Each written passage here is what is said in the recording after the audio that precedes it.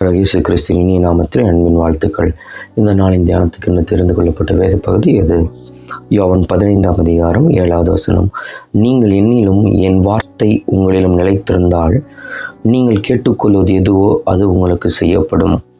ஆம், எனக்கு அன்பான தேவனுடைய பிள்ளைகளே, நாம் அநேக ஜெபங்களை ஏறெடுக்கிறோம், அதிக நேரம் தேவ சமூகத்தில் காத்திருக்கிறோம், அநேக பொருத்தனைகளோடு விண்ணப்பங்களோடு தேவ சமூகத்துக்கு போய் ஜெபிக்கிறோம்.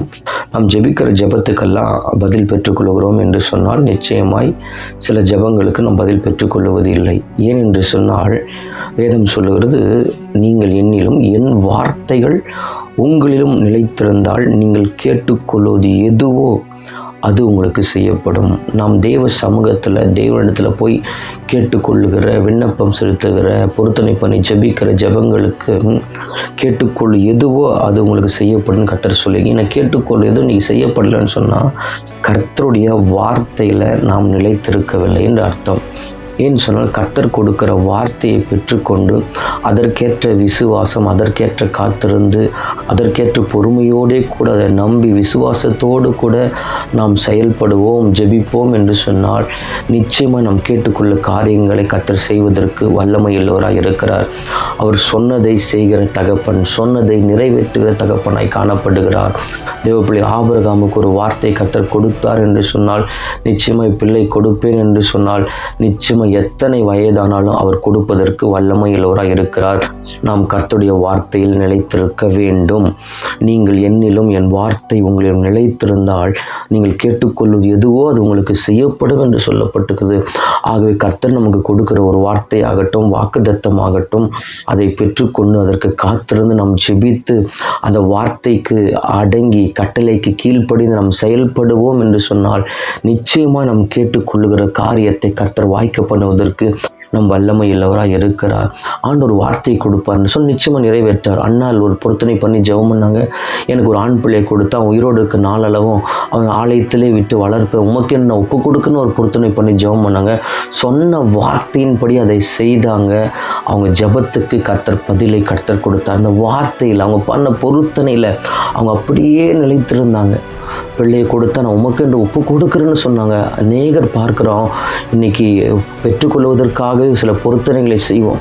ஆனால் பொருத்தனை செய்துவிட்டு அந்த காரியம் நடைபெற்ற பிறகு அதை தேவன் சொன்ன காரியத்தை விட்டு விலகி போகிறோம், வார்த்தை விட்டு விலகி போகிறோம். வார்த்தை நிலைத்திருக்கிறது கிடையாது.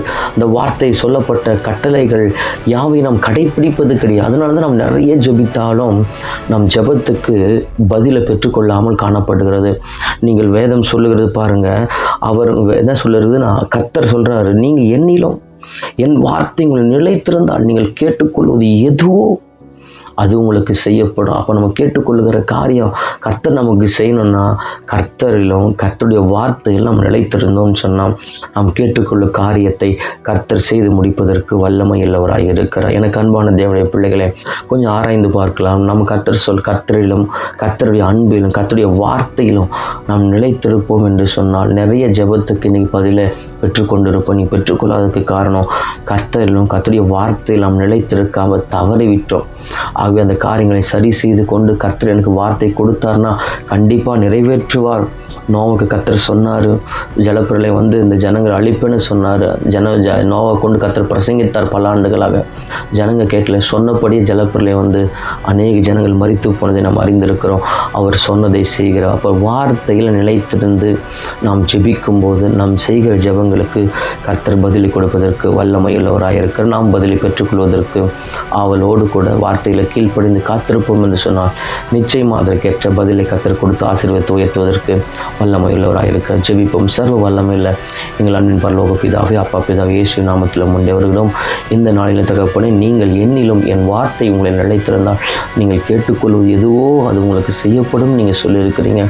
நாங்கள் ஆண்டவரே உங்களிலும் உம்முடைய அன்பில் நாங்கள் நிலைத்திருந்து நாங்கள் செய்கிற ஜெபத்துக்கெல்லாம் பதிலை பெற்றுக்கொள்ள கர்த்தர் எங்களுக்கு உதவி செய்யும்படியாக ஜெபிக்க நீங்கள் ஒரு வார்த்தையை கொடுப்பீர் என்று சொன்னால் அந்த வார்த்தையில் நிலைத்திருந்து அந்த வார்த்தையை கேட்ட ஜெபம், அதற்கேற்ற பொறுமை, அதற்கேற்ற காத்திருந்து, அதற்கேற்ற விசுவாசத்தோடு கூட நாங்கள் நிலைத்திருப்போம் என்று சொன்னால் நிச்சயமாக நாங்கள் செய்கிற ஜெபங்களுக்கு நீங்கள் பதிலை கொடுத்து உயர்த்துவதற்கு வல்லமை உள்ளவராக இருக்கிறீங்க.